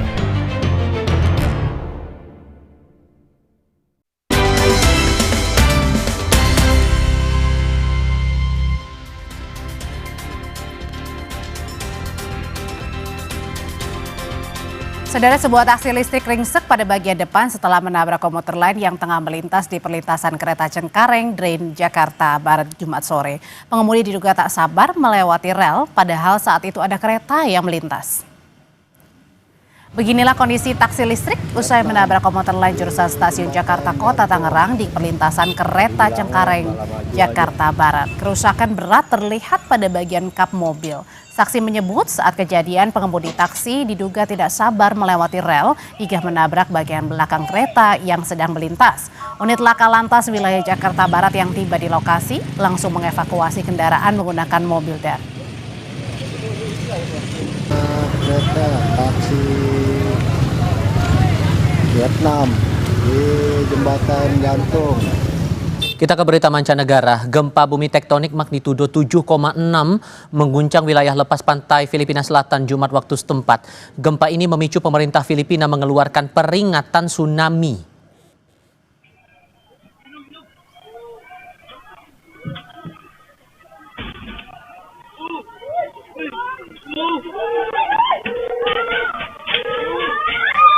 Rekaman kamera pemantau ini menunjukkan gempa membuat sejumlah warga di sebuah pasar wilayah Davao, Filipina panik.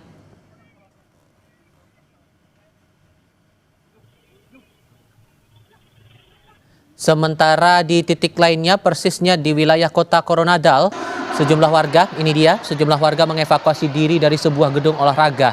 Institut Vulkanologi dan Seismologi Filipina mencatat gempa berpusat sekitar 40 km dari kota Manay di Provinsi Davao. Pemerintah setempat mengungkap sedikitnya 2 orang meninggal imbas gempa ini.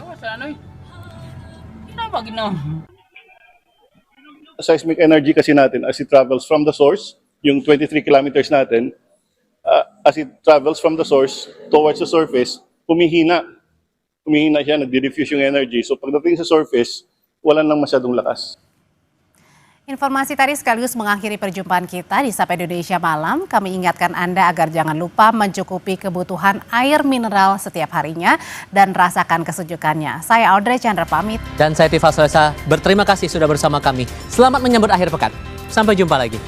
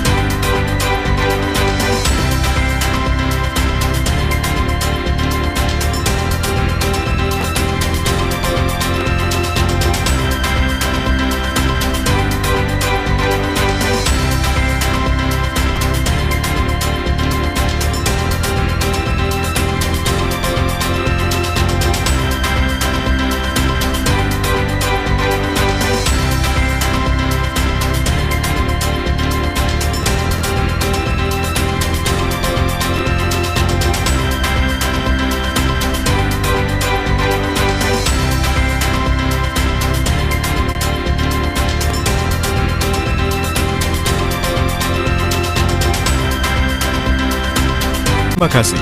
Anda telah menyaksikan Sapa Indonesia Malam, didukung oleh